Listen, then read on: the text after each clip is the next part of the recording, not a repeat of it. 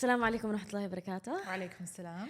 Welcome back to another episode. I have Sarah with me today, and we're in the studio because my mom is visiting me. And I just didn't want the whole warsh bil bayt. Also, I'm feeling sick, so I couldn't be bothered to do the whole setup. So here we are. Here we are, and we are going to kickstart on a very different approach this time. I'm going to be asking a series of questions just to kind of get the ball rolling. Do you not want to say hi to the people? No, How they are? they know who I is. They know who you are. They know who I is. But I'm excited to do this because I think it'll be super fun. And we have, just a note to everyone. Anytime Layla and I have conversations, it's like at the end of it, after we've done the blood, sweat, and tears, we're like, this should have been a podcast. Yeah. But so I'm going to kickstart on some questions and just to prompt the direction of it. Do you mind? Go for it. All right, I'll do that. Okay, Go for first it. things first. People know the real me. I have to say if I agree or disagree. Yes. That people know the real you or me. No, you. No, I don't think people know the real me at all. Actually, I think a few of my followers, and I think it's the ones that have extreme spiritual connections and subhanallah, God just has them. Because, some people are more spiritually inclined than others. And they don't know me and they're absolute strangers. But there are a few that I think just fully understand and see the picture, with no judgment, with no strings attached. But generally speaking, no, I don't think people know the real me. And this applies to strangers and... But who's the real Layla? I don't know. In Sufism, we have a thing. But I'm very careful saying it because people misunderstand it. But when you are asked, who are you? You say, I am God. And it's not astaghfirullah that you are God himself. But it's a very deep philosophy. But if I had to, in layman's terms, say who I am, I'm a Muslim. That's how I'd explain it. What about you?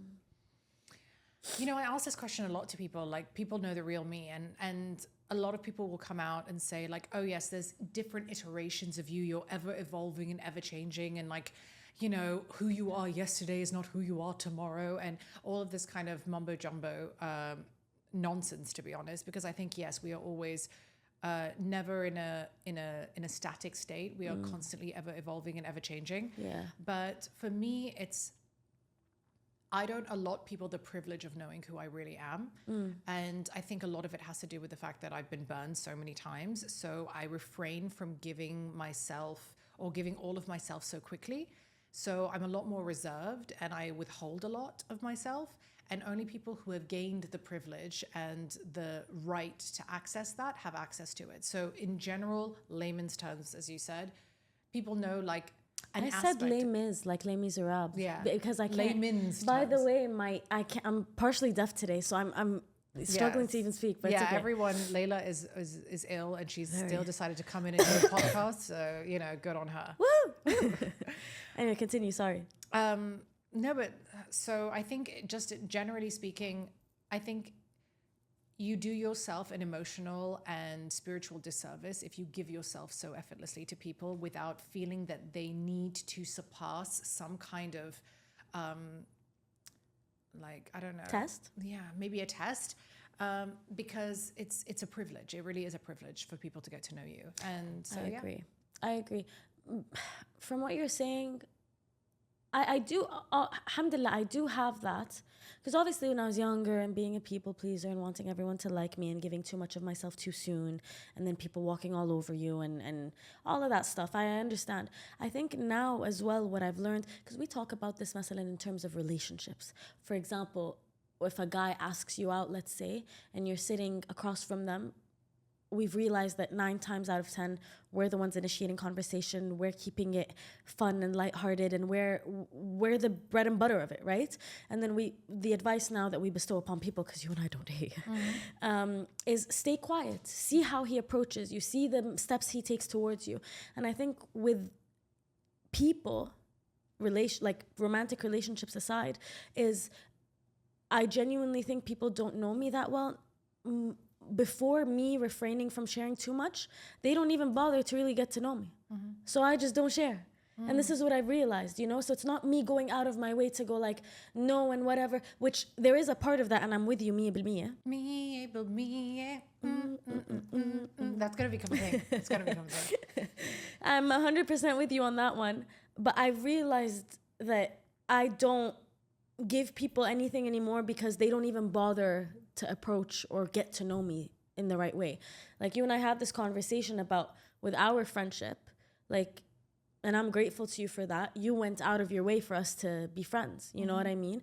And then when you sensed that I wasn't really reciprocating, you took a step back. And that's when I was like, Sarah's been asking about me a lot. I don't even call her. Like, let me, you know? And that, me not reciprocating was out of fear. I was like, I've been burned a million times, like you said, you know? But yeah, people don't bother the way you've bothered. A lot of people might want to play sort of that devil's advocate card for you, and they might be like, well, why don't you just volunteer information, or why don't you just like give yourself to somebody? Like why is someone required to go through this test in order for you to deliver on? Like why not be natural and allow it to just flow? Because it's not in my nature anymore. Truly, it used to be in my broken nature to offer too much information, offer too much of myself, offer too much of my time, of my love, of my whatever that I had, I gave so freely because I was naive enough to hope that it would be reciprocated and given back, you know? Even if not given back more, at least given back to the same extent or the same amount. And once bitten, twice shy, never make the same mistake twice, all of those cliches. Truly, I woke up one day and just something in my head clicked, and it's just not in my nature. It takes much more of me to talk than it does to just keep to myself. Do you know what I mean? There wasn't a defining moment that you were like, okay, never again. There were many, but it wasn't a specific one where after that I was like, khalas. I think all of them accumulated, and then my father constantly planting seeds, certain people in my life like my mother, or even certain shuyukh that I watch online, or you know, the self-help things that you see, the tough love. This is why I like this, because I believe in the power of planting a seed, because you could have something horrible happen to you now and we can talk about it, but it doesn't hit you until like 6 months later. So I just had that happen to me at some point where I was like, what am I doing? You know? Well, going on that tangent, the next question is a really interesting one, because I know you'll love this one. Okay. When I need help, I don't ask for it. SubhanAllah, I was just talking to my mom about this because we were just having an argument. When I need help, I don't ask for it. I can't say definitively yes or no. Like, I know for you, you don't ask for it. So I know that prompt rings very true with you. It takes a lot for you to ask, if you even ever ask.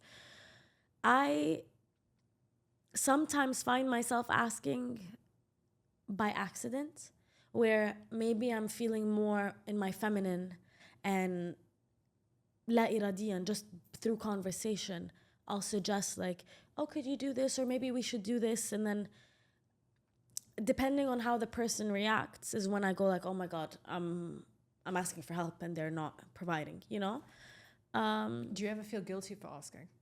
Not guilty, but I feel weak for asking. And the only time I'll feel weak for asking is when they don't provide. Because it takes a lot for anyone to ask for help. And you don't ask for help unless you need help. And help by definition is a tough word, because it's you're lacking. You're in a moment of need. It's a word of need. Do you know what I mean? So to ask for help and not receive it, I think the karma of the person not providing the help is a lot tougher, because you are literally not providing to someone in a moment of need. And that could very well be a test from God, sending you someone to maybe allow you to be a good person, or allow you to extend a helping hand, and you refuse that. Oy, babe, that's a different kind of karma. Like, do you know what I mean? Because help by definition is that you are in need, you have a lack. So if you come to me for help, or you are in need, and it is something that I can easily provide and bestow upon you, and it doesn't take away from me, and I say no, do you know what I mean? That's a different kind of evil. Yeah, I agree with that. I mean, unfortunately, in my life, a lot of people that I've asked for help, I've always said no. And they fall short. Yeah. Do they in your face say no? Yeah. Yes. And it doesn't take away from them. Like, you're not asking for them to chop off their own leg and sew it onto your, like, do you know what I mean? Yeah, but when you deal with people who are very self-serving and don't want the best for you in whatever capacity that may look like, you asking them for help is an inconvenience because it's an infringement on their livelihood. Like, they feel like you asking them for help is taking something out of their pie, is putting them or pushing them to a limit that they didn't want to be in, is requiring something that is so out there that it's like beyond their means to be able to provide. So you end up having this kind of guilt where you're like, I wish I never asked you.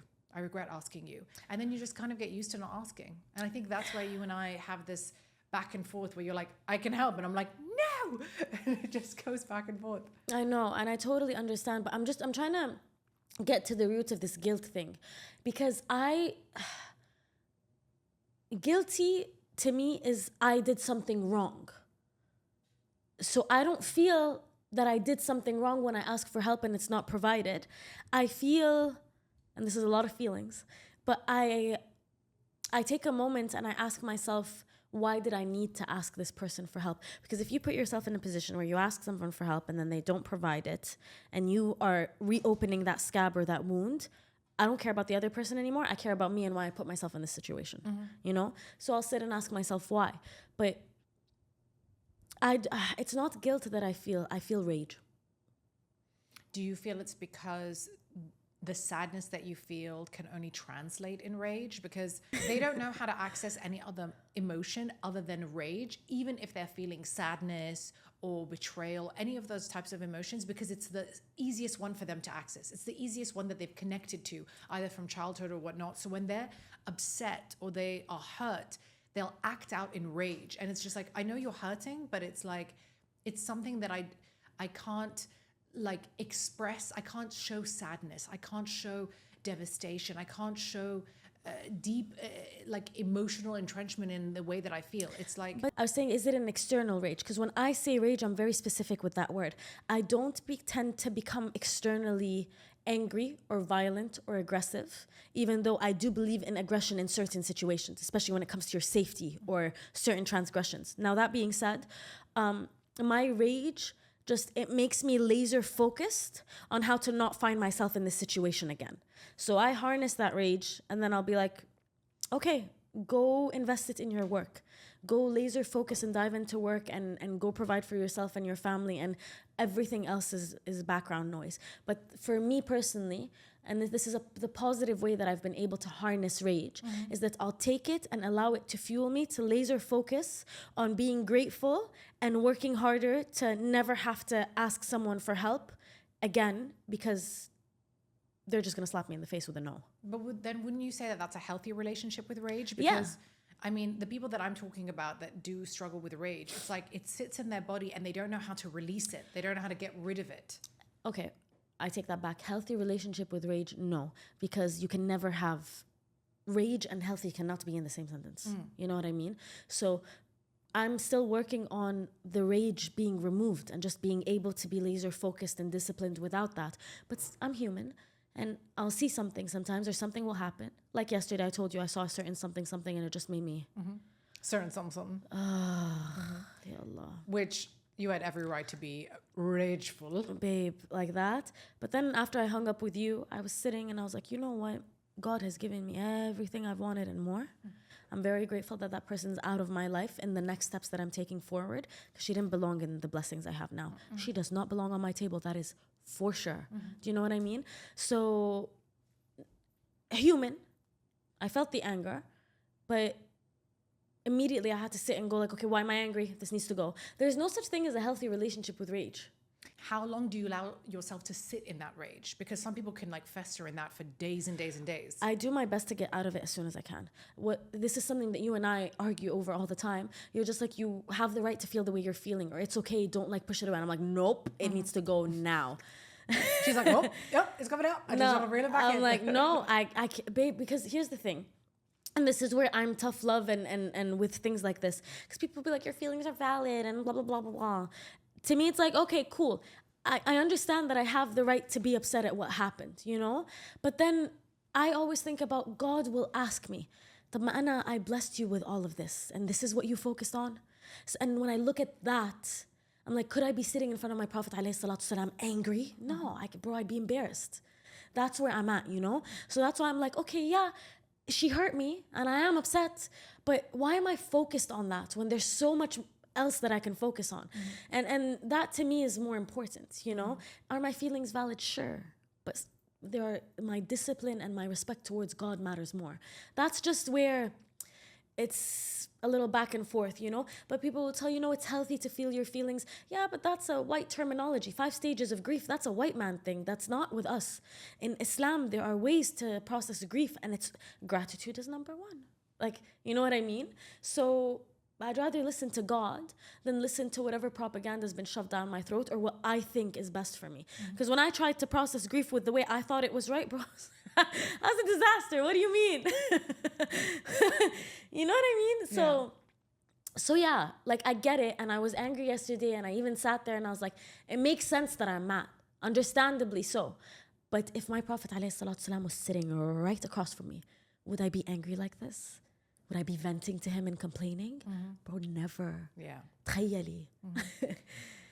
But isn't it fascinating how these people can bring out these types of emotions from us? Like sometimes, I mean, when you and I were discussing about certain people, I have a similar person to yours. Yes, you do. And I'm just like, oh, like I was just like, I'm gonna kill this person, you know. And it's just like, and you know, and we're like obviously fasting for Ramadan, so it's like Allahumma ni saime, but I'm really gonna kill this person. But it's just that it's less that I'm angry with that person. It's more that I'm angry with myself for allowing this toxicity to continue for the way that it did and not calling it out when I knew it was there. I knew it. Lord knows how many times I decided to like ignore my intuition and just be like, no, like give this person a chance. Like, how long did your thing last? Which thing? The whole thing. From A to Z, from when you started until you finished. 2 years. Okay, see, mine was like less than 4 months. Oh yeah. 2 years is crazy. Yeah, 2 years is crazy. Like, see, I look at that and I'm like, احمدي ربك. Yeah, God got rid of that person. Like, the trash took itself out. You know what I mean? Yeah. But you, 2 years is crazy. I know, but you know. It's the cross that I bear, guys. 2 years is wild, Yeah. babe. Yeah, I'm putting it in my du'as, okay? Yeah. Putting it in my du'as. But you know what? Like, worse karma for that person. Yeah. But also bigger lesson for us. Absolutely. You know? But when I see that, like, I did have that moment, and I know that you're going to have that moment as well, where you're like going to walk into a room and you're going to see that person and you're going to be like being fine and looking fine and all this kind of stuff. And they're just going to be literally just like nothing. Can I tell you something? Let me tell you something. Let me tell you something. Truly, alhamdulillah, I've never asked God for something and he hasn't delivered. Elaborate. Everything I've ever asked him for, babe, to the T he's given me. And the things that he hasn't given me yet, subhanallah, I realized once I receive even more that it was a me thing. Just a little thing that I had to change, just a little mentality. Maybe it wasn't the right time. He was still processing me in order to be able to handle the depth and the magnitude of what I've prayed for, and all, so on and so forth. There are 2 people in my life. I have looked at God and I've just been like, you know what? Alhamdulillah, I have 0 complaints. 0 complaints. Hardest test I've ever had to go through. But thank you so much. My one request, I never see their face again. I have not seen these 2 people. And I know I will go to my grave and they will go to their grave and we will never see each other in this dunya again. Okay? This person, when I tell you, I طلبت من ربنا ما أرجع أشوف وجهها. And I'm telling you, I will never bump into this girl again. Never. Because I really believe in your angels. And I have an army behind me. Like I've even had the sheikh go like, if you could see the army standing behind you, and I know it. She has lost the privilege of being able to breathe the same air as me, of being in the same room as me. And yeah, people might be like, that's a little self-centered or shayfa halik. Absolutely. Absolutely. Why not? God put me on this earth. God knows how much I wanted to do right by this girl. God knows how much it broke my soul, what she did to me. So yeah, you have now absolutely lost the privilege of even having the honor to look at my face. You can go be with peasants. Absolutely. You act like a peasant, you hang out with peasants. Amen. Yeah. You know what I mean? So I will not see that person again. And if you want to never see your person again, wallahi, just ask God. Yeah. God is here for you. God wants to deliver. God wants to give you what you want. But isn't it so interesting when we talk to like friends, family members, whatever, whenever they're stressed out about something, they're like, oh, I asked this person for help and blah, blah, and this and that. And like, I asked like my boss if they could help me out. And it's like, did you not ask God first? Why have you not asked God first? And it's like that switch or that mentality is something that like one has to recognize. And I think it can be in a twofold way of thinking. Like one is that, at least for me, it's like I didn't think I was worthy. Like I didn't think that like for all the maybe the sins that I committed, or that I wasn't like, I didn't feel that I was worthy of much. So then how could I ask God for something? And it's the same way that I feel about du'as that I make. I'm like, I'm always like, oh, did I make the du'a the right way? Am I worthy of getting this from God? Am I worthy of asking this? And it's like, yeah, go ahead. I feel like you want to say something. You're saying that when you pray, am I even worthy of praying this? Like for all your sins? I get it. I get what you're saying. I feel you, but you are absolutely in the wrong. Of course. Ask me why. Why am I wrong? I'm so glad you asked. Thank you. I'm so glad you liked the fact that I asked you. Thank you for asking. Yeah. Okay. In Arabic, we have, I don't know where this saying comes from, but we have a saying, كُلٍّ يَرَى بِعَيْنِ طَبْعِهِ, which means everyone sees through the lens of their own nature. And people treat God at the same level that they view themselves. So it is a naqs in you, it's a lacking in you when you go ask God for something and you have doubts and fears and trepidations and hesitations. It's because you yourself are filled with doubt and fear and hesitation and trepidation, because you can't change things in this world, but God can.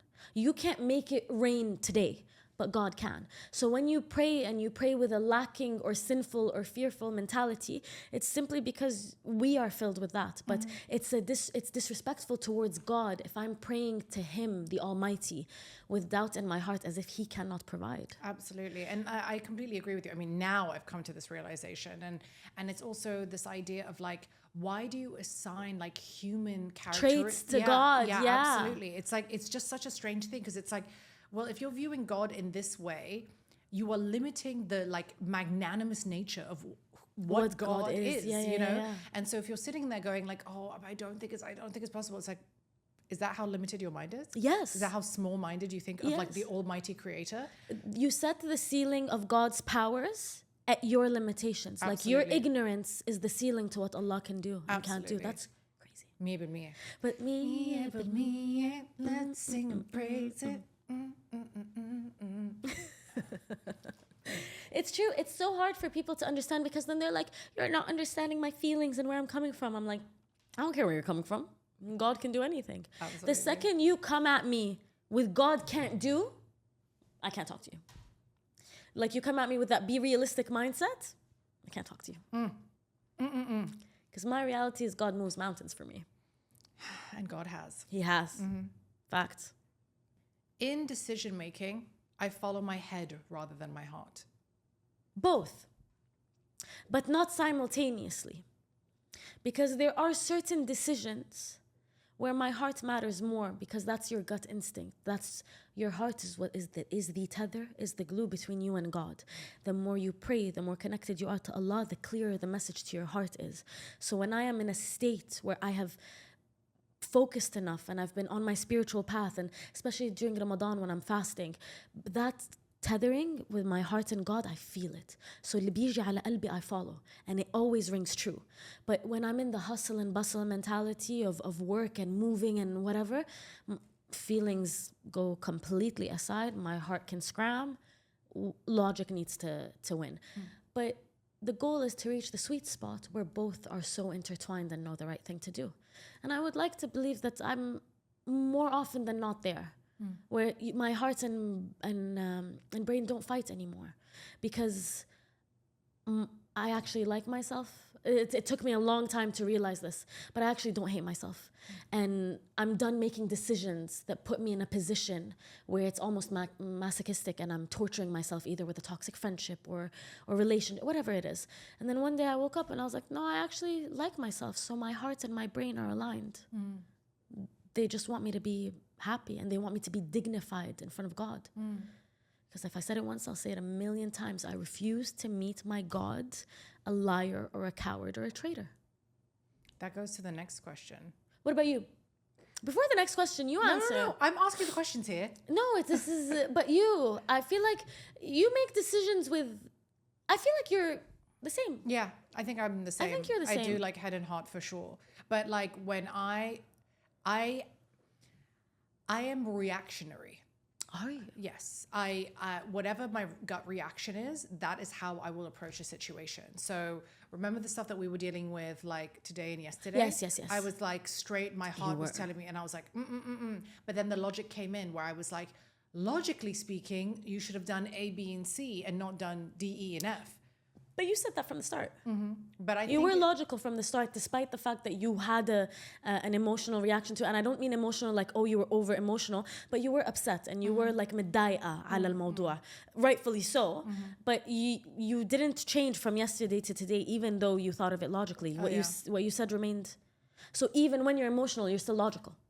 فهمتي علي? True. No, absolutely. And I think it's an interesting one, because it's like, usually I'll have an opinion about something, and very rarely do I change my mind, but I'm like, surprise me, enlighten me, and then I'll probably change it in accordance to how this conversation is going to go. Yes. But whatever my intuitive feeling is from the jump, that's probably how I feel it, because you best believe it's coming from a source of complete and utter intuition. Yeah. I know, I say what I mean and I mean what I say. So when you and I have these conversations where you're like, I'm wrong about this, or like I'm right about how I feel about certain things, prove me wrong. And it's like when you feel let down when someone doesn't do that and they prove you right, you're like, yeah, I understand what you mean. But then I'll go to this question, because it follows that line of logic. Babe, you really like wrote things down. I love that. Have you ever changed your opinion about something that you never thought you would? Yeah, absolutely. I change my mind a lot. Even with this podcast, and I've said it before, but when people go like, aren't you scared of being canceled? I'm like, no, never.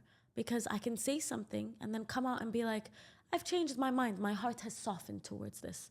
And I've said it before where I'm like, I used to be so intense about this, but now I'm like, maybe, you know? I have many a time. Yeah. But I also think that's okay. And this is why I'm so against cancel culture, because it doesn't allow you to be at fault or think something and then change your mind. But how do you want to grow with your religion if you're not allowed to change your mind? And بدي أطلع من بطن أمي وأنا بفكر نفس الشيء until the day I die? That doesn't make any sense. You know what I mean? I've never been a cancel culture enthusiast. I think it's ridiculous. And I think also, who made you judge and jury? Like, who made you the person to decide who should be cancelled and who should be redeemed? And I think that we've witnessed over the last couple of years, whether it's in the media, whether it's in our own lives and our own experiences, like, people can be very finicky about where they stand, where they draw the line, where their ideologies stand. And then they'll be like, this person deserves cancellation. This person does it. It's like, who made you judge and jury? I agree to an extent, because there are some people that I think absolutely should be cancelled, and just, how is this even legal? But you know what? But is that a gray area?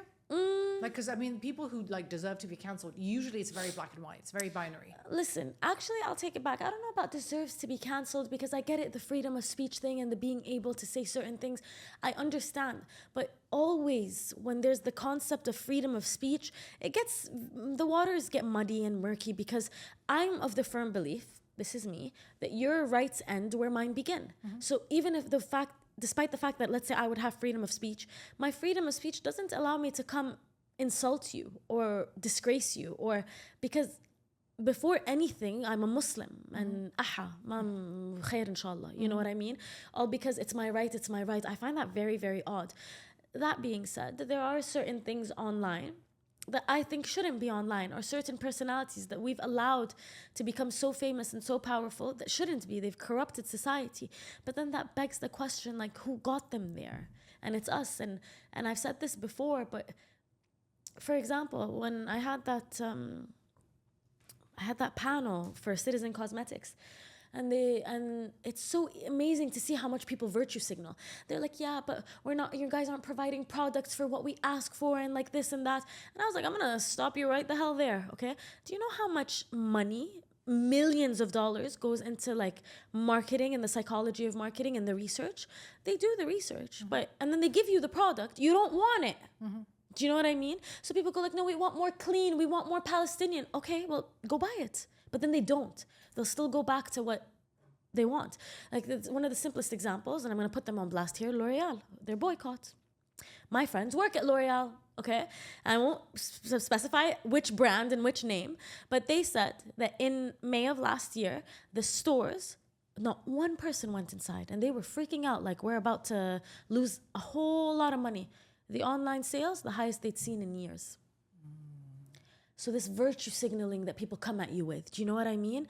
I'm like, then stay in your garbage. Remain in this landfill that you guys have built for yourself. You know what? Don't cancel anyone. Let's stay as we are. I just went on a rant for no reason. But do you get what I mean? I do. I do. They preach like, oh no, we need to cancel this person. How dare they speak? Yeah. I know. It's like, have you been cancelled? Me? Yeah. No. I've had a video or two. I've only had ever 2 or 3 videos where I lost a couple thousand followers because I referenced Andrew Tate. She's about to lose a couple thousand more. No, the thing is, I used to agree with him. And I still find that I agree with a lot of what he says. Up until recently, where he's come out with a few things where I'm like, up, I'm going to stop you right there. You're attacking my Muslim brothers and sisters. We're going to have a problem. Like, he came out and talked about this person who in a car ran over people in Germany. And he just accused, on the PBD podcast, you know PPD? No. Which guy was he talking about? I don't know. There was an incident in Germany where someone ran over people walking in the street or something like that, okay? But the guy wasn't Muslim. So Andrew goes on the show. Yeah. And says it's a Muslim driver. And then it comes out and it was actually a man named Alexander who was not Arab or Muslim. And the person who actually tried to stop him was a Muslim man named Muhammad. So a Muslim actually risked his life to stop this psycho from killing people. And it's just, this is the 2nd or 3rd time Andrew has gone on a rampage blaming Muslims for certain issues. And I'm like, dir balak. Like, you're messing with fire. Because I'm not even talking about this earth. I'm talking about God رح يسخطك سخطة. You know what I mean? Yeah. Like, God will take care of you. This is the one thing that I always pray to God. I'm like, don't make me too big for my own good. If I ever step out of line, smite me. If I ever get too cocky or too egotistical because I have money, smite me. You know? So yeah, I'm referenced Andrew Tate once or twice. I just said, oh, I saw Andrew Tate say this, and then I commented on it, and then people lost their minds. And then the video about, I don't understand why women rate themselves a 10 out of 10, because there's so much more growth to do. I didn't reference men. I didn't talk about physicality. I just talked about women as a totality and about how I would love to rate myself a 6 or a 5 or whatever it is, because I want to grow more. And it has nothing to do with men or with looks or whatever. But بيني وبين حالي, me, myself, and I, when I'm sitting between my God and me, I could never look at God and be like, oh, I'm a 10 out of 10. That's insane. This is why I don't understand people. They're so out of touch with reality because they remove God from the conversation. They talk a big game. Like, we were talking about some of these male podcasters, and I was like, would they sit and say this in front of God? And then you were like, yeah, but they don't really care. And I'm like, that's crazy to me. Because I operate from a place of God is watching me. Like, I need to act as if the Rasul alayhi salatu salam is walking with me every step of the way, literally, physically here with me. Do you know what I mean? So, yeah, that's my little rant. I know, and it's so funny. Did I make sense? No, it did, but it was just really funny because it's like, you and I have this conversation all the time where it's like, there's so many gym bros out there and they have like the goal to kind of complain about us. Like, you know, don't give this woman a mic. And it's just like, how many gym bros have a podcast where they're like, man, like I was, you know, I've decided to go sober. And you're like, so you stopped drinking alcohol. So you're taking a page out of like the Muslim book. Great, amazing, fantastic. Love that for you. Fantastic. And then it's like, oh yeah, like, you know, bro, I'm like biohacking. It's like, oh, so you're dieting? So you're just like, you know, like, you know what I mean? Like, it's just like this new terminology and like phraseology that they use in order to make them sound like different or othered from the rest of the community. And it's just this like elevated way of addressing themselves, and people buy into it. They're like, So much. or like the amount of gym bros that have just been like, oh man, you know, like intermittent fasting. I'm like, okay, so fasting. So like fasting. Yeah. Like from sunrise to sunset. Yeah. Like, so Islam. yeah. So Islam. It's like, oh, I stopped drinking alcohol. Like, you know, I don't care about dry January. It's every month. It's February, it's March, it's April. And you're like, so what must it, okay, great. Thank you. You know?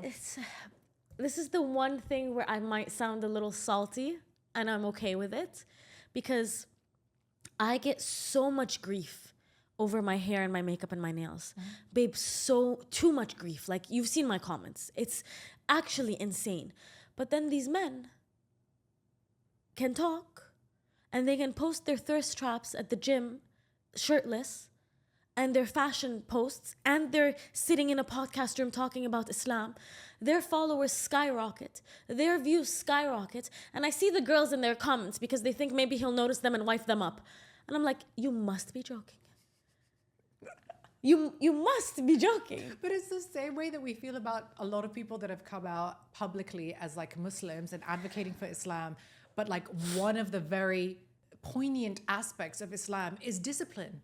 And then they talk about multiple women and like, you know, this is my haram in the dunya. Woo! And like, you know, my vice is I like women. Yeah, my vice. And it's like, you know, this is like, I will answer to Allah subhanahu wa ta'ala about it. And you're like, and it's all the same thing. Have you not noticed it's all the same thing? Yeah. All of them. And it's like, how many of the brethrens that come out and they're the just mothers of my children.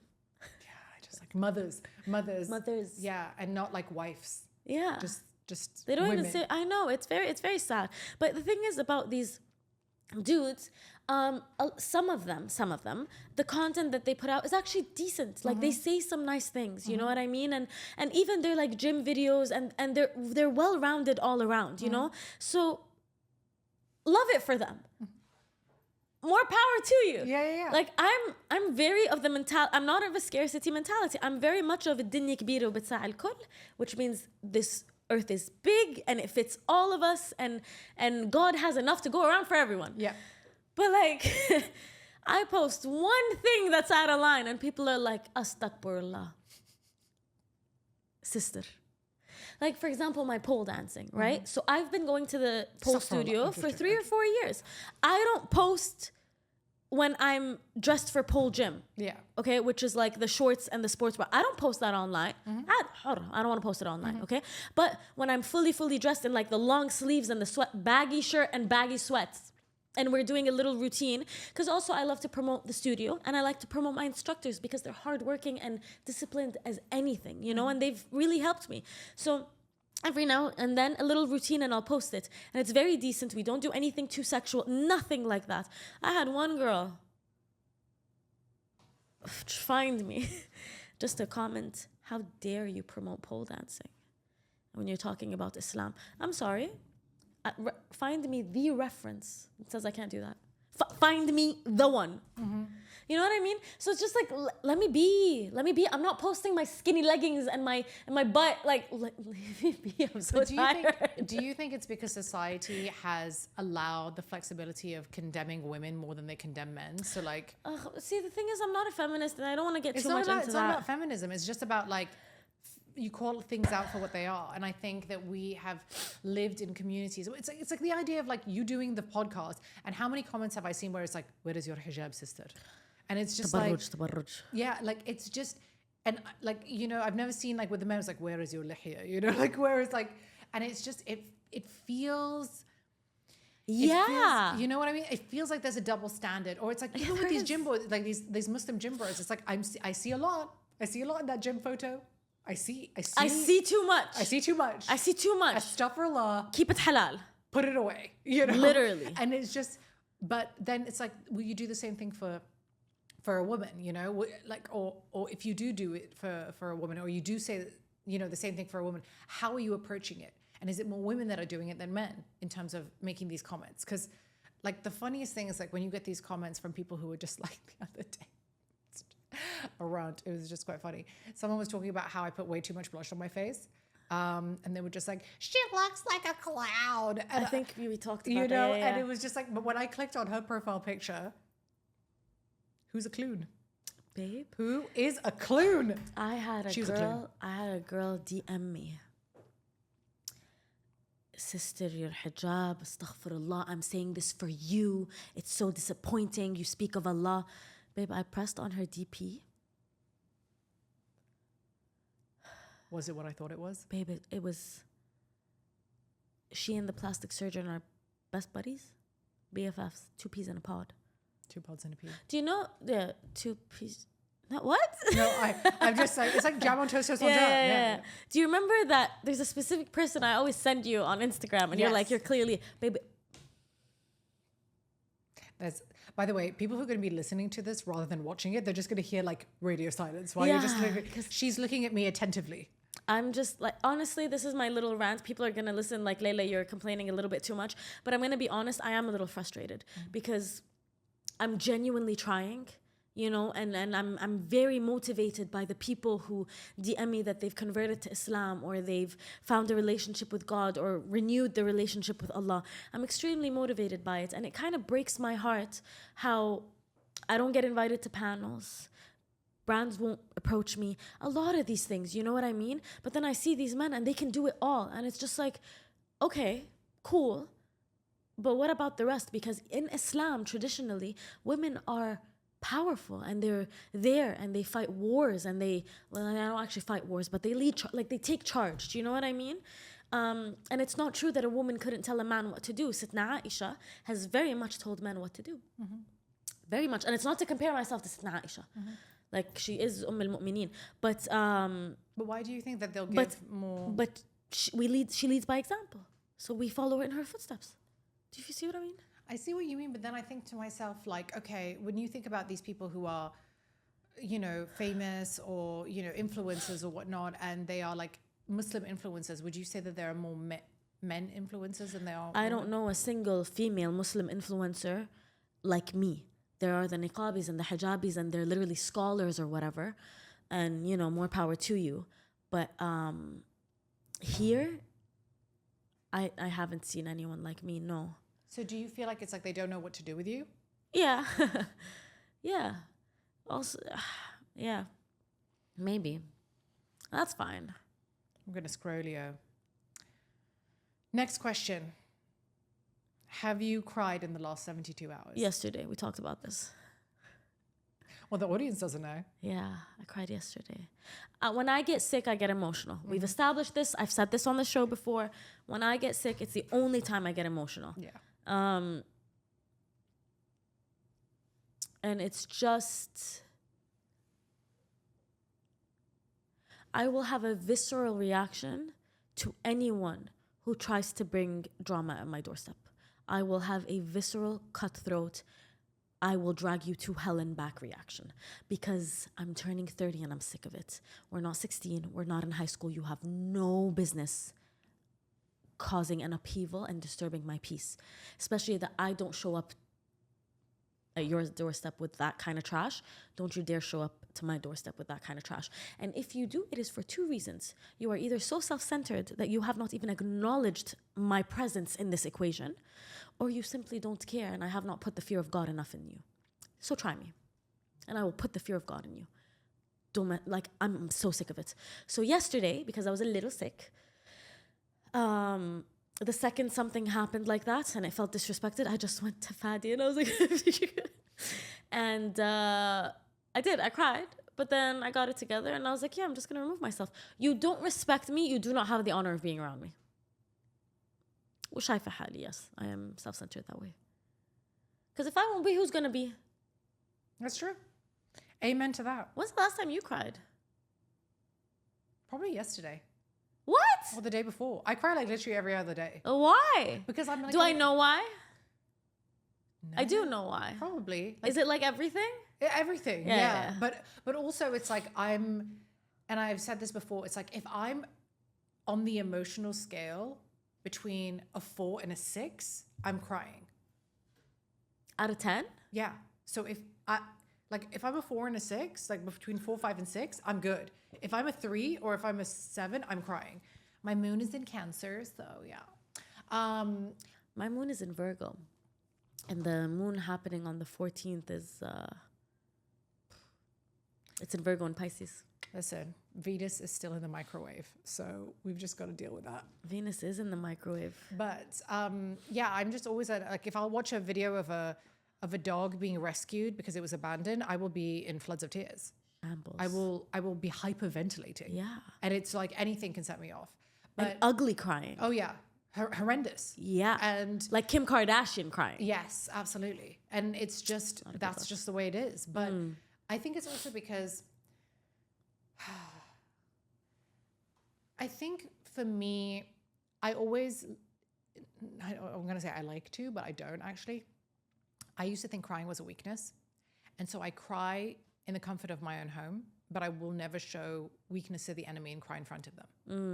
So my crying happens behind closed doors. And that's why a lot of the time people will be like, you're so strong and you're so this and you're so that. Like, we've been through the ringer. We've had a lot of really crazy experiences happen to us that people won't even think to comprehend. But we cry in the comfort of our own home, because I also think that crying in front of somebody is a privilege, because you having access to my vulnerability is something that I just don't give willy-nilly. Like, this is something that I think is sacred. So I'm not going to just volunteer my vulnerability to you so you can either take advantage of it or use and abuse it in ever which way you think. So for me, if you witness me crying, it's a privilege. You're welcome. I agree. A woman's intuition is always right. A divine woman. A woman in touch with her femininity, a woman who knows her purpose, a woman who protects her peace, yeah. But a woman in a toxic relationship, no.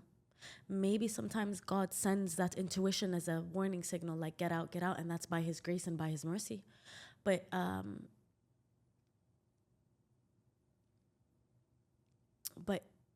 yeah, your intuition that's given from God, always right.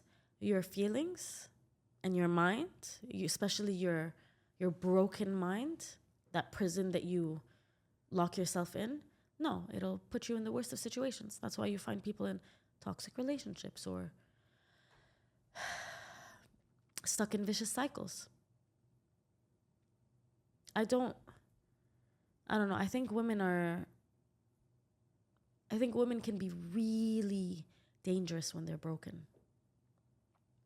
First and foremost to themselves. If they have children, God help their children. But I think a broken mind is a very dangerous one. You know what I mean? I do, but I want you to elaborate on what defines a broken mind in a woman. Do you see what I mean, though? I do see what you mean, but then I want to piggyback off of what you just said, which was like, whose fault is it then? And I know you can say like, Men. well, okay, let's try that again. Okay. Thank you for that statement. Can you elaborate to the audience? Yes. Okay, tell me. No, ask your question. Okay. Who is held responsible, men or women, when it comes to the way things are in society? So you know how you asked me before if there's anything I ever changed my mind about? I used to blame women entirely. That feminism was the reason men are so weak and stupid and weak. Men are so weak, bro. I'm still always on the fence and back and forth with that, because, okay, if women messed up with the whole suffragists and feminism and whatever and all of that, men are leaders and they're supposed to be leaders and they're supposed to come back and be like, nope. اضربي راسك بألف حيطة. I don't care. Hit your head in every wall. No, I'm not giving you what you want because it's not right. So at first I used to blame women, and then I'm like, but men are leaders. Now that the dust has kind of settled, and we know where each one went wrong, now I'm like, khalas, men, do better. Like stop giving. Okay, you know how we talked about those gym bros and like talking about not wives, the mothers of my children, right? I'm like, okay, but you're not really helping the situation, are you? As a man, it's so interesting when I see these men talk about discipline when it comes to the gym and money and be a warrior and be a fighter in a garden and not a gardener in a war and whatever the hell, all that stuff they say. And I'm like, but none of you talk about the discipline of being with one woman, of like keeping it in your pants and controlling yourself because it takes away from you. Because it's not just a woman thing, even Islamically. It takes so much from a man when he takes part in these extracurricular activities. But we don't want to talk about that, you know?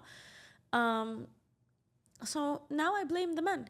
Because if the men weren't giving in to the women, who do women have to do it for anymore? Do you know what I mean? But then I'll throw that back in your face and say, but then there's the rise of like OnlyFans, and there's the rise of accessibility to a lot of women. Who buys OnlyFans? Who pays for it? Man, or the body blue stuff. Oh, that was hard. That was really hard. Babe, it's disgusting. It is horrendous. And It's what's the other one? disgusting. Lily Phillips. Haram. Astaghfirullah. Haram. Like, I think it's feel disgusting. so bad for these women. I think Bonnie Blue is a sociopath. Yeah, I absolutely I think she's a Lily sociopath. Phillips is a broken mind. Yeah. This is, I really genuinely believe this, and you and I have had this conversation. Watching interviews with her, the monotone, the dead in her eyes, the inability to emote. She looks like the White Walkers The White Walkers. from Game of Thrones. Bonnie Blue looks like a White Walker. Yeah, but when that woman speaks, I Yeah. was like, girl, she is a sociopath and a half, for sure. And she like feels nothing when she like causes pain to someone. She just has this dead look in her eyes, and she's like, yeah, I lied. And Astaghfirullah, I don't even want to think about her. yeah, It's nasty. The hibba-jibbas. No, heebie-jeebies for sure. Allah yahfazna. That's actually... But see, that's one thing, for example. I told you about how I was scrolling on my For You page. I don't know why these girls keep popping up for me. Algorithm is really trying me. And there was a girl. She's on OF in the States. And I was like, okay, I'm going to see something. And I went on her page, and she was at 2.8 million or something. And I was like, I'm going to come back in 2-3 weeks and check again. 2-3 weeks, I come back and I check again. Lo and behold, she's gained almost 1 million followers. Again, people ask why I'm so harsh and why we generalize or whatever, but the proof is in the pudding. It's in the numbers. More people gravitate towards filth. More people gravitate towards a lack of discipline. More people gravitate towards a victim mentality. Because it's easier, because it's such a dunya mentality. People don't care about the akhirah. People don't care what's going to happen at you know, on the day of judgment, or what they're going to take with them when they leave. And Nothing. We take nothing. But in their minds, they're like, I'm living. It's like, it's that mentality of like carpe diem, you know? Live in the moment. Joie de vivre. Like, it's just, that's the mentality that they have. I wish they were even happy. They're miserable. Most people are miserable. But don't you think that people, a lot of the days, like, at least in recent times, they have this kind of like live in the moment mentality to such a degree where they forget that, like, half of the stuff that they say, it's like, that's going to be on the internet forever. That's my point. Forever. Babe, honestly, Like, screw the Hawk 2? internet. Hawk 2, girl? Oh. That's forever. Yeah, but babe, that's a culture thing. Like, in over there, you can make a sex tape and become a billionaire. So it's completely fine. Here it's different. And alhamdulillah, I hope we always stay this way. Yeah, inshallah. I think bring back shame, bring back bullying, bring back accountability. Because did I say accountability? It's fine. I can't hear out of this ear. Like, you're sick and this is what you're coming out with. So Partially deaf right now. Yeah. Can you hear what I'm saying? Barely. If I do this? Believe it or not, I almost crashed my car like twice because I couldn't really visualize the side. No. Wild. Anyway, what do you think? Men or women?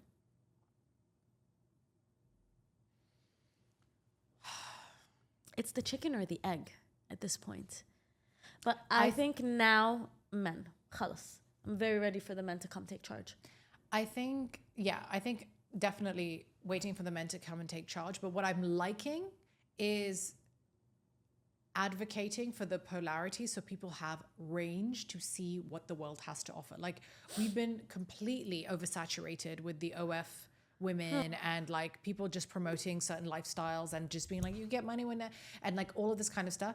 But then you're getting like, you know, the Nora Smiths in the corner, or the people who are like, yay, trad wives. So you get this sort of, you get both polarities. So they do exist.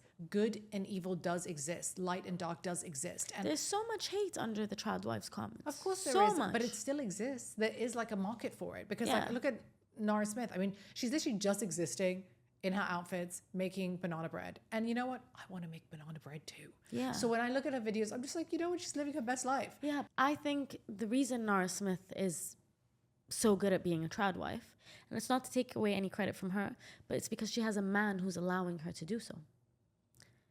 If she was with a half-absent father, barely there for the kids, didn't provide financially, didn't cater to her, care for her, or love her, or nurture the relationship, do you think she'd be happy-go-lucky cooking banana bread in a $10,000 outfit? Clearly, but also there's other elements. Like, Nora Smith has been very vocal about being religious, and They're Mormon. yeah, they're yes. Mormon, and so there's certain practices and traditions she grew up with. But what makes a woman a good, and it's not to take away from her, but what allows her to be a good mother and a good partner is a good husband. And I've seen it. I've seen how women behave when their partner just takes and takes and takes and doesn't give back. They crumble because it's not meant to be that way. But have you seen better examples of good men versus good women? Because I haven't seen great men, and that's, you and I've had this conversation before. Like, I mean, I can count on like 2 fingers, not even like 2 hands, 2 fingers of like men that I've seen that like are really decent men, and their wives are really happy, and they are the embodiment of what like a traditional man should be, and like a conventional kind of whatever. But with women, I can name so many amazing women. So for me, it's like I would be more inclined to think that it is the men's responsibility. So Fight me on it. No, I don't want to fight you. I agree with you, except for the see, I'm struggling to even talk. Okay. Except for the fact that I know some amazing women, because I brought this up in front of my dad, and he is one of the few people who has the ability to actually make me change my mind. He was like, I disagree. And then we talked about it behind the scenes. And I do disagree. Babe, number one, you and I have more girlfriends than we do guy friends. Okay? Number two, the way we are together and the way you present to me and how I see you, in my mind, and I'll even say it because I've said it many a time. It's my interview with Entrepreneur TV is coming out and I cry about you. Literally. Like bawling? Like literally. Anyway,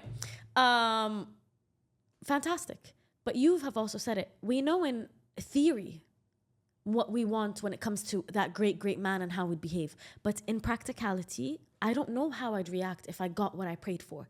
I don't know. Would I handle it with grace? Would I accept it with love and with dignity? I don't know.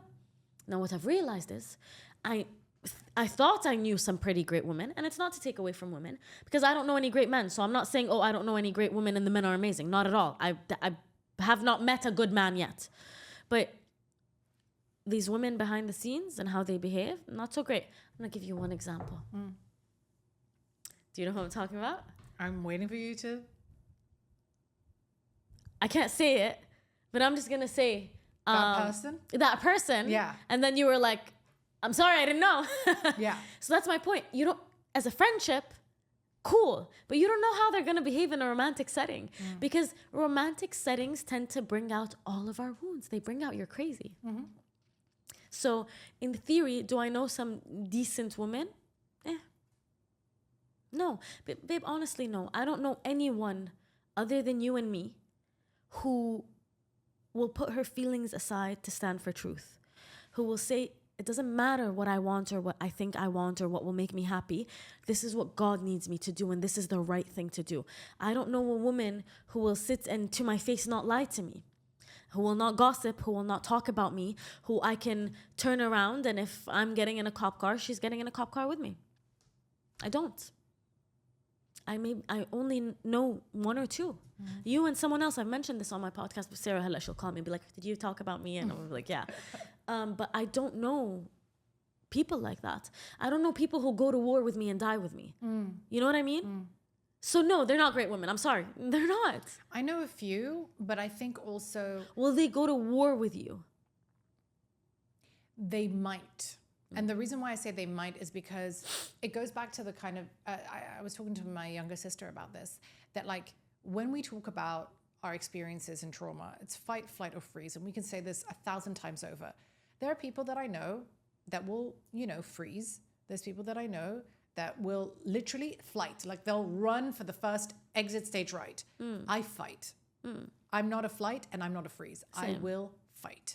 And I think that that's not always a good thing because it puts us in a situation where I've said this in another podcast and I think in my own, where I'm like, these women are always ready to go to war. And it's because we live so much, just generally women who are like this. They are always ready to put their masculine foot forward. You said this on Dose of Emirates.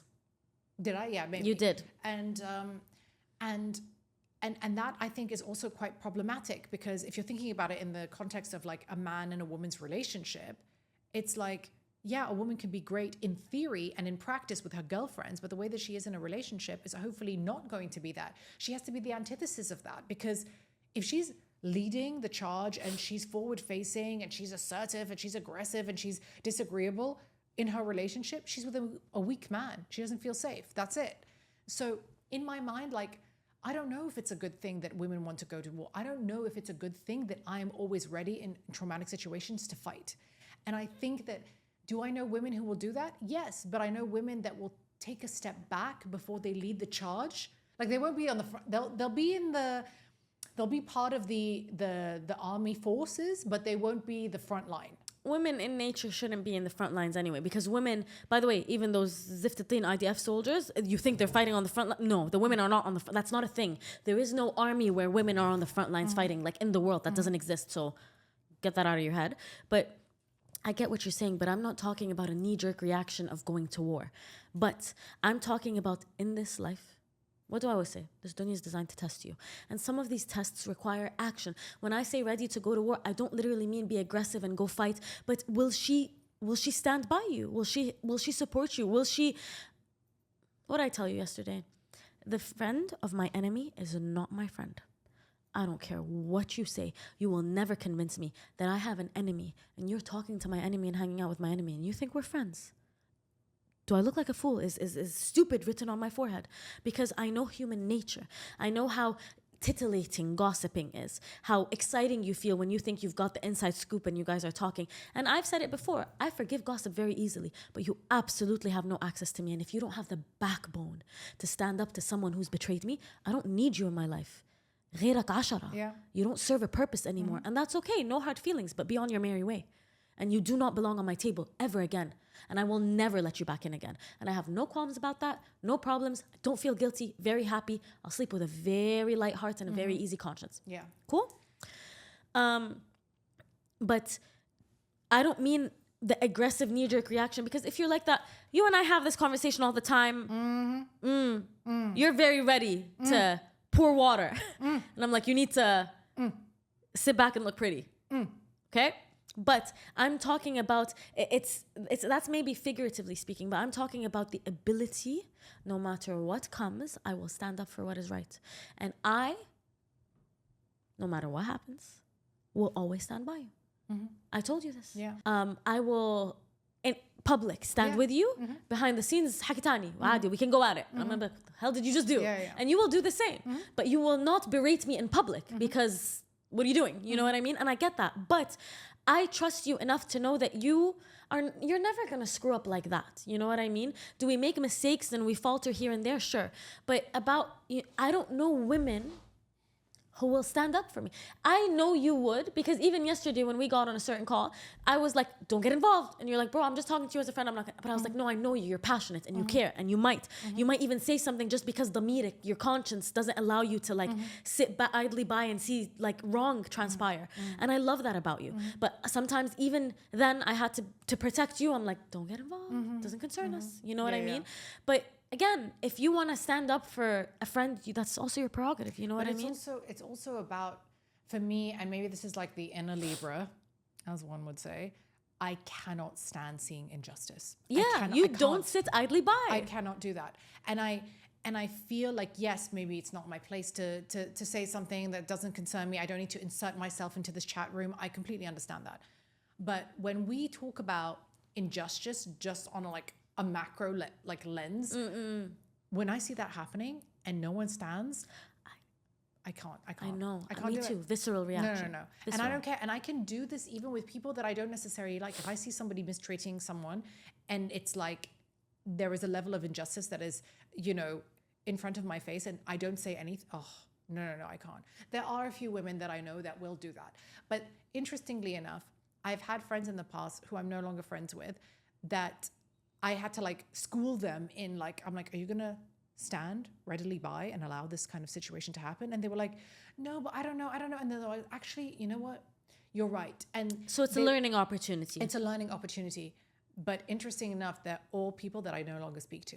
So for me, the same way that you were saying before, if I am no longer friends with you, I will cut you out and you cease to exist in my life. We are no longer friends. You don't have access to me.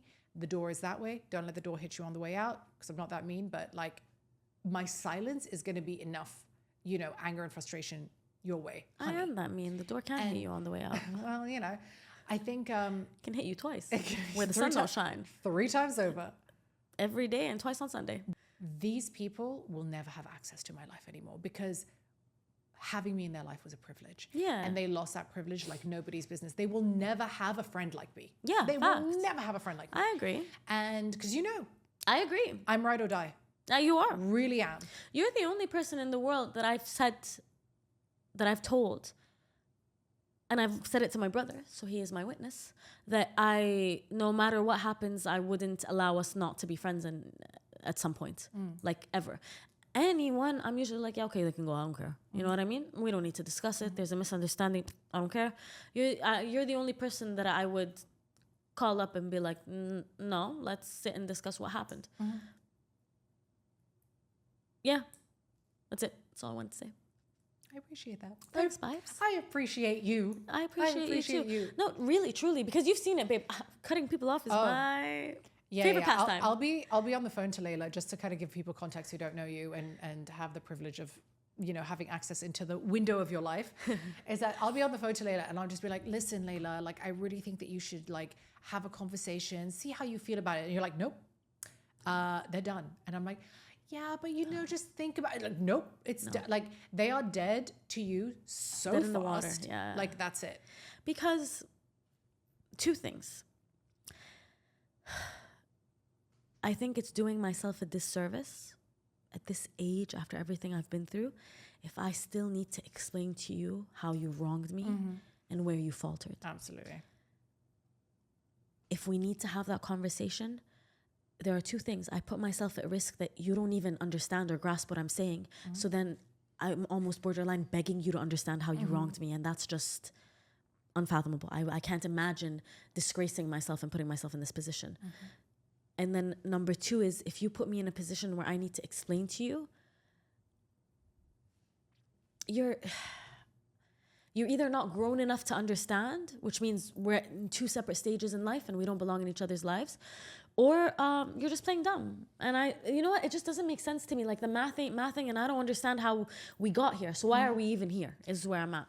When you have an argument with somebody and I don't argue. When you have a quandary with somebody or a disagreement or a dispute with somebody and they're your friend and they are asking you to explain why you are upset with them, what they are actually asking you is hey, can you do all the emotional labor and do all the heavy lifting in this 2-way dynamic so I don't have to lift a finger? That is what they're doing. No. Point blank period.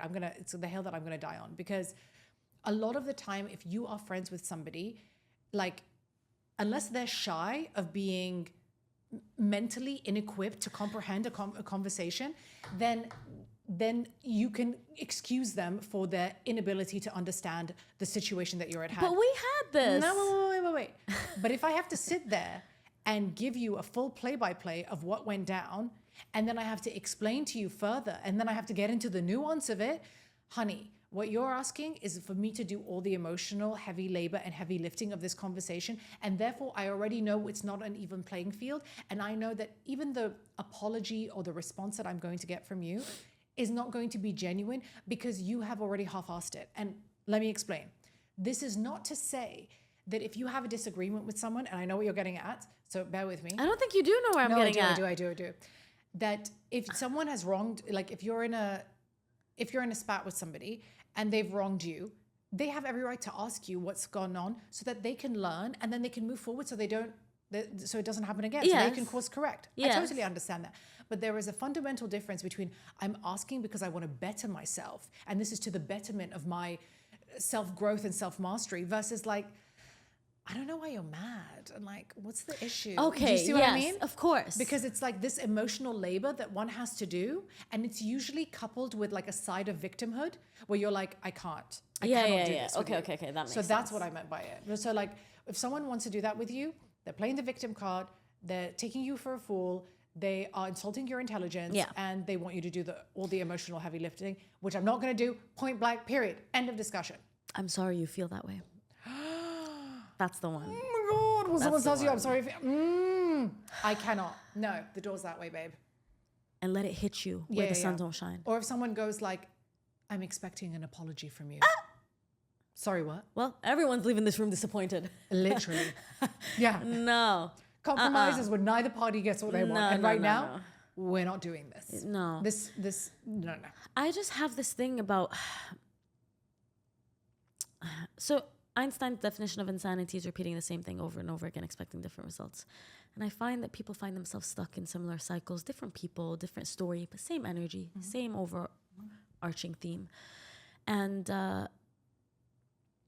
I'm so comfortable cutting someone off because I know what I bring to the table. I know how much I will love you.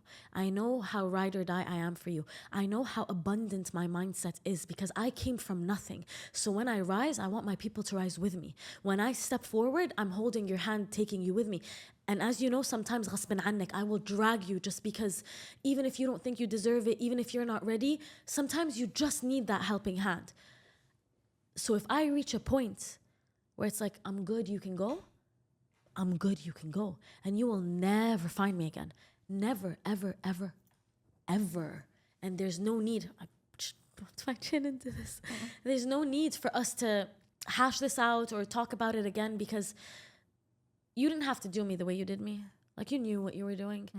Especially if I'm holding your hand that tightly, I've let you know the demons that I fought. I've let you know the darkness that I've been thrust into. I've let you know the hurt that people have caused and brought my way. So you know, and you know, because I've told you. And then you go ahead and you behave in that same mannerisms, in the same way. You can go, bro. عادي. And again, one of the most unforgivable sins to me is to try to mess with someone's livelihood, with the food on someone's plate or the spoon in my mouth, you know, or my family's mouth, God forbid. So I will never mess with how you make your money or where you earn your money from. More blessings to you, and I hope God is always filling your cup. But you will never eat at my table again. Oof. And if I see you starving, I will not hand you a meal. We need to stop saying that people don't know how they're moving. Because people know how they move, and people know what they're doing, and people know the effect of their words and their actions and their gossip and their whispers. They know, otherwise they wouldn't do it. That sense of empowerment that they get when they see you falter, when they see you fumble, when they see you fall, especially if it comes from their way. And then to just drop and say, oh no, but I'm so innocent and I'm just a bystander and I don't do anything. No, you know what you're doing. And we need to stop treating people like they don't know what they're doing. Accountability needs to come back. I know the power of my words. I know the power of my actions. And I know the limitations of what I can and cannot do. And I very much know when I've hurt someone. And Yeah, that's true. It's very ignorant and very stupid to sit here and go like, no, I don't know the hurt that I've caused. I know very much who I've wronged and when I've wronged them. Otherwise, I wouldn't have done it. Yeah. But you know what's interesting? And I will like give you credit for this because I think that you're the kind of person like, if you feel a certain type of way, whether it's correct or incorrect in a conversation, if someone calls you out and you're wrong, you'll take it. Like, you're not going to be like, no, when your ego gets in the way. No. You'll be like, you know what? I've thought about it and I think that maybe you're right, or maybe I'm wrong, or maybe this, like, you will allow for an alternative reality to exist, if but for a moment, just so you can reevaluate the situation, or reevaluate the situation flambeche, as we like to say. I try. And I really want people to know that don't know you personally, that like, if you're wrong, you will say you're wrong. Or if you falter in any way, you'll come back and you'll be like, and that's just all about growth. And it's all about you admitting that like perfection is the thing that we aspire to be. But like, there's only one person that's perfect in this world, or who has been in this world. Prophet alayhi salatu salam. Absolutely. Facts. Like, so you aspiring to be the best version of yourself is something that people should really admire out of you. Thank you. I really appreciate that. You're very much the same, by the way. And it's one of the things that I love about you. If the price for bettering myself and becoming a better human and just a better soul in the limited time that I have on this earth is me admitting I am at fault or I am wrong, that is a breeze. I'll say I'm wrong all day long. I'll scream it from the rooftops. I made a mistake. Oh, wait, maybe I made the wrong decision. Or maybe I'm at fault in this situation. If that is the price to pay to be better and so that God is happy with me, that is, babe, I'll pay that price with a smile on my face. I'll be wrong every day of the week and twice on Sunday. If it means I get to be a better person. This resistance, aggressive resistance that people have towards just being like, hey, babe, maybe you were wrong.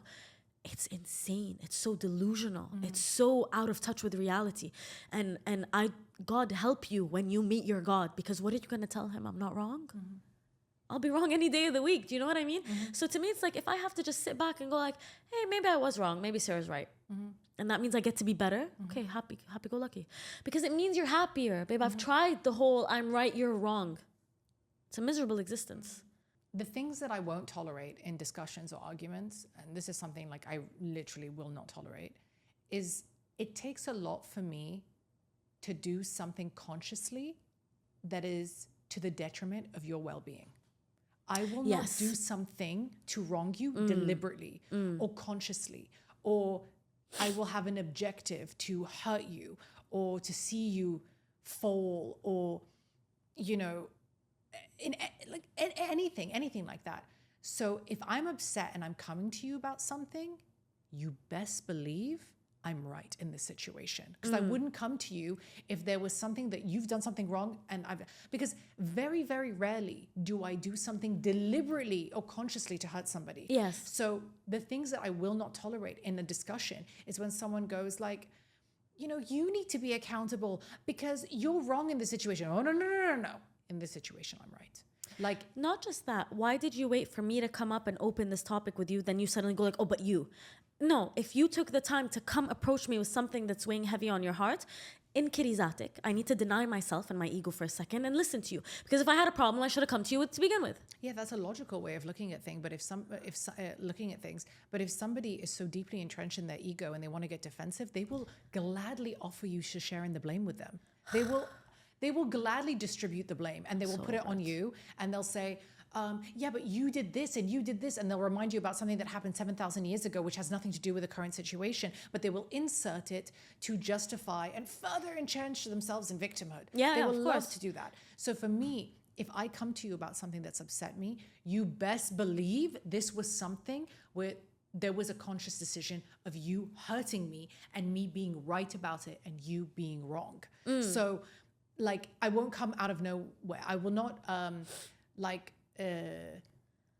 overplay my hand in being like, you know, oh, like this upset me and blah, blah, blah. No, it's not going to happen. Because like very rarely have we argued, right? And if we have, it's always been in a situation where it's like, I didn't like the way that this went down, and I will explain to you why I didn't like this. And then you're like, okay, great, we'll think about it, we'll do this, we'll do that, and we'll have a conversation. And you've been very open. But it hasn't been towards us treating each other in a certain way. No. Alhamdulillah. Alhamdulillah, yeah. But it's like, when I'm upset about something, I didn't just get upset in a vacuum. It didn't just happen upon me. I didn't just wake up and decide I'm going to be upset today. Exactly. I always say this. So, you know, that's why it's like, even generally with friends, I rarely argue. Like, you know how like there are those like podcasters that will be like, oh my God, it's healthy to argue and all this kind of stuff. It's not. Why? Do you know actually in Islam, because you're a contrarian and you love debating, and I hate it. This is where we are extreme opposites. But even in Islam, there's an adab to debate. People are only meant to come and debate if I have the intention to come and genuinely try to understand you and prove that you are right. And you have the intention to genuinely try to understand me and prove that I am right. So if I come and approach you with, I'm like, I want Sarah to be right. I genuinely want her to win this. And you come with the same attitude, then we can debate, then we can talk, then we can be civil, then we can come to an understanding, because we're laying our hearts on the table in the most divine way possible. But when you come at a debate with an ego and a narcissistic attitude and I got one over you, and interrupting each other and one-upping each other, it's like you might as well be pigs in a mud pit. It's disgusting. Yeah, I agree. And it causes more of a rift between people. That's why when people ask me, but don't you think it's healthy to debate? Absolutely. The way modern day debating happens, absolutely not. And it goes against the principles of Islam. So no.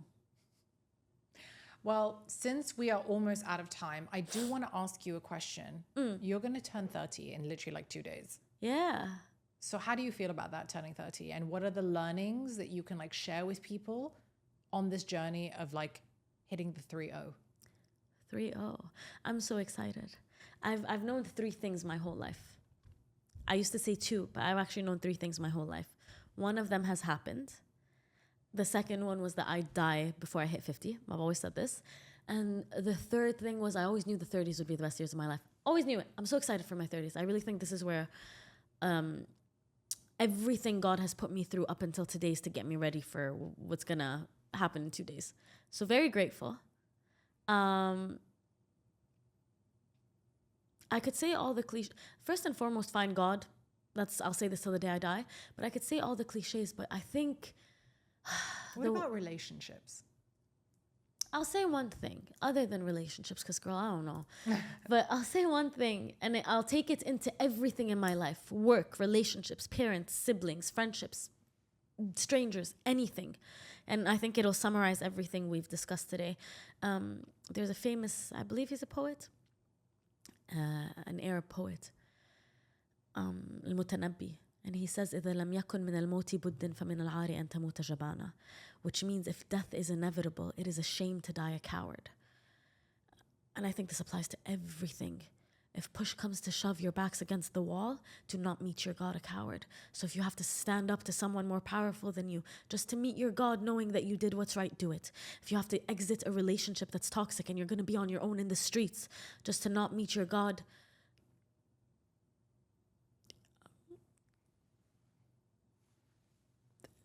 I didn't think I'd cry. You have your tissue? Yeah, I do. Why am I crying? It's because I'm sick. I get emotional when I'm sick. But yeah, you can't meet him a coward. Why am I crying? I hate crying. No, because you've been through a lot. Like, for those who are like listening, you've been through a lot of stuff in your life, and at least the one thing that you can say to yourself is that when I said things, I meant them. When I spoke truth. When I believed in things, I believed it with conviction. And so you honored yourself every step of the way. And it took a lot for you to get here. A lot. Yeah. I was an embarrassment to God. And I say that because I didn't respect the life that he gave me.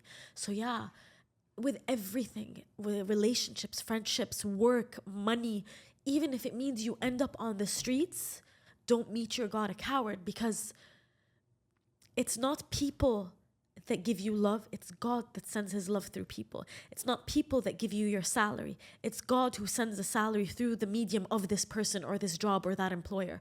So be willing to lose everything just to not meet God a coward. It is the one advice I will give anyone until the day I die. So going into my 30s, I don't care who you are, how much money you have, how much fame, how much power, whatever it is, I will drop you in a heartbeat if it means I don't meet my God as a coward. So that's the one thing I will advise anyone. Whew. What about you? Because you're 32? I keep forgetting how old you are. I love you for that. I'm 35. Yeah, what about you? What's one advice you'd give people at 35? I mean, I've always said this like over and over and over again, which is it's better to ask forgiveness than to ask permission. That's what you want to say? Like, that's how we're leaving this? No, like, I mean, look, you and I have I had. don't think that's not your actual advice. No, I mean, like, that's why I said, like, this is something that I say all the time, because it sets the tone that I cannot do something if I don't wholeheartedly believe it. And I feel like I have been in many situations in my life. Oh, I know. Are we crying? I know we are. What's happening? I know. That have been very difficult. They have been very difficult. And see, you know, I just said it in this podcast that I don't like to cry and be vulnerable. Well, you're crying to half a million I people. know. You're welcome, everyone. We are disgustingly emotional today.